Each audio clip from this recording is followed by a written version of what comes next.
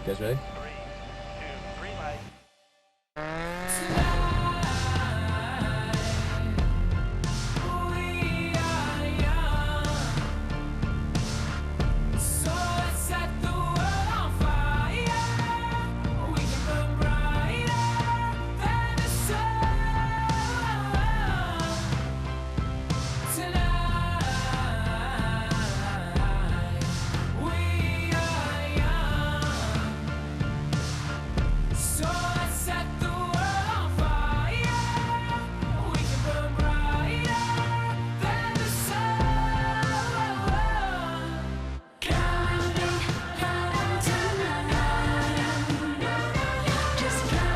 The all-new Chevy Sonic. From your first time to the time of your life, Chevy runs deep.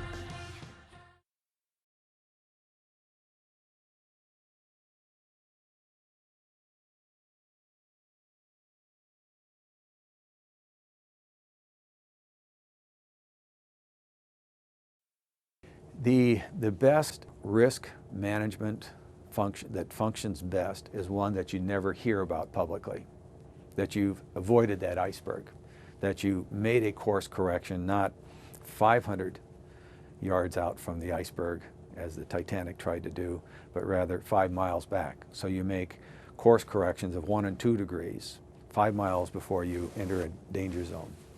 And instead of trying to make a hard left rudder, in the nautical analogy, I can tell you as the stern will swing wide, you're going to hit that iceberg. So you're always trying to anticipate, you're trying to move before you have to, and you do try to look across the entire enterprise and get an integrated view of risk.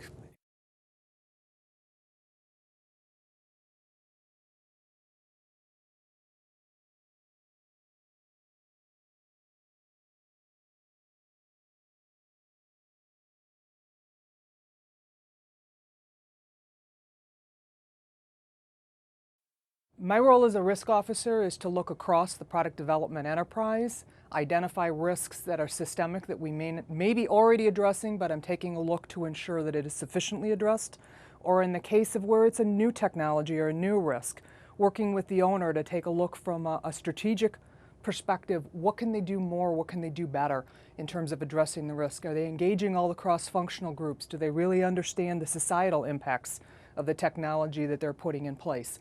As engineers, we tend to think about F equals MA. This is about expanding the scope a little bit more so that we take it at a holistic level. The ERM program gets quite a bit of support from senior leadership. We regularly review the status of our projects with leadership. We also seek advice and guidance to them on where they see risks in the enterprise that we might not normally be addressing through any of our regular channels. We've clearly seen changes in risk management at GM over the last year or two. In the past, risk management was not on the forefront of everybody's day-to-day thinking or tasks. It was more of a check-the-box type of activity. Today at GM, risk management is front and center for everybody, not only the finance community, but all other functions within GM. And it's more of a, I would call it a collaborative effort to make sure we understand those risks and be proactive about managing those risks. And as said before, when you do that very well, you can actually be competitively advantaged over your other competitors, but also make sure that you actually, at the end of the day, create or deliver the service to your consumer as well as create value to your shareholder.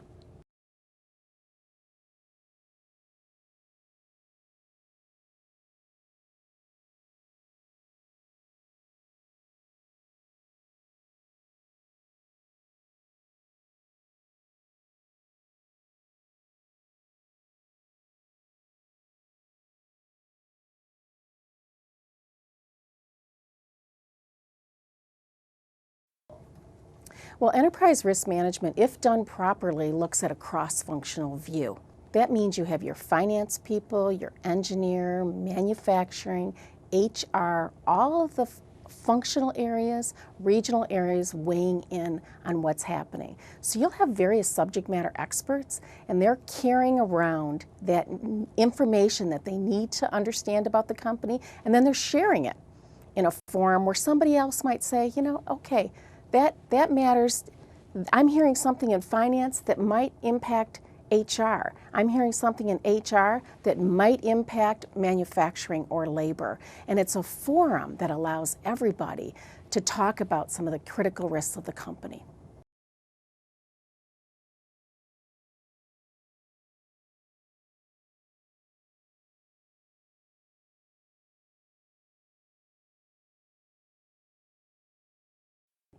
With risk management, what we're trying to do is figure out first, what are the risks? Identify them, make sure people understand what the risks are. But importantly, to figure out what are the linkages.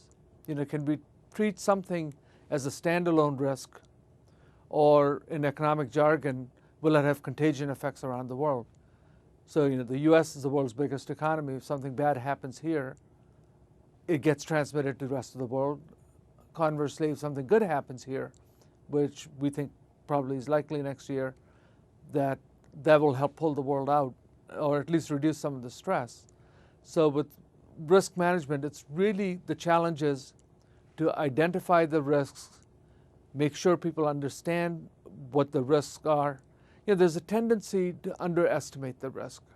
So if you go back and look at the problems we ran into over the last 4 or 5 years, everybody knew there was a housing bubble there. Everybody knew the banks and others were stretched out.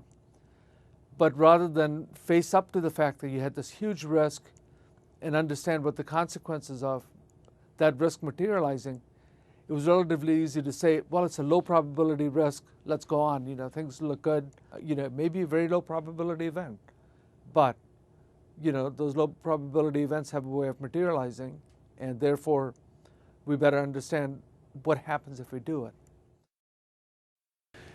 I think you got to play what I call long ball and short ball.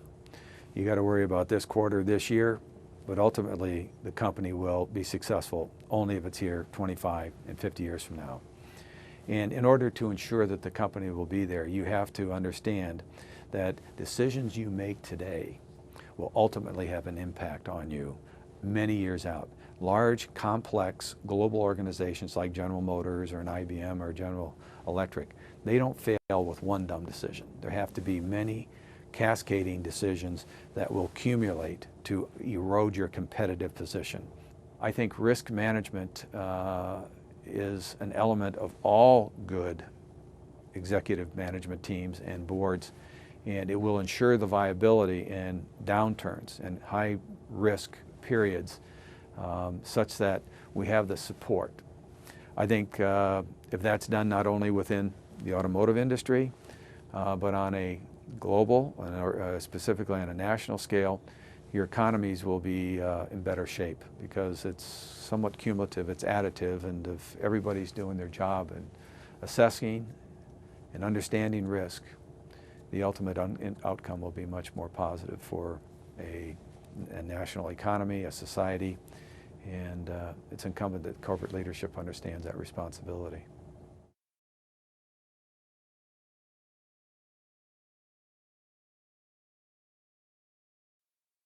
Mom, hi. Sweetheart, how are you? I'm good. Hi, Dad.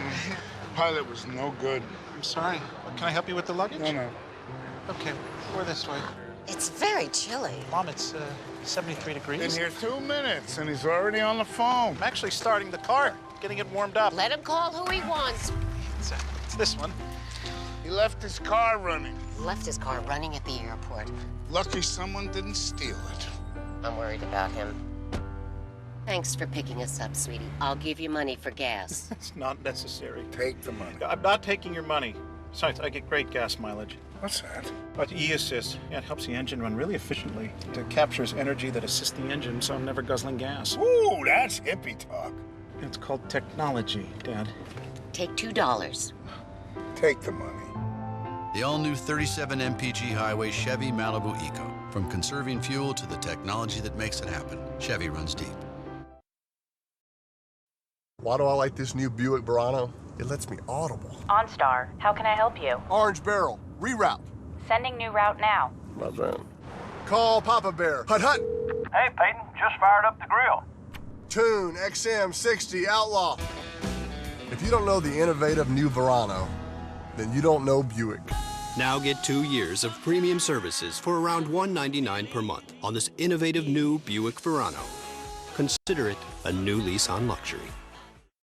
I may have retired from the game, but not from being big.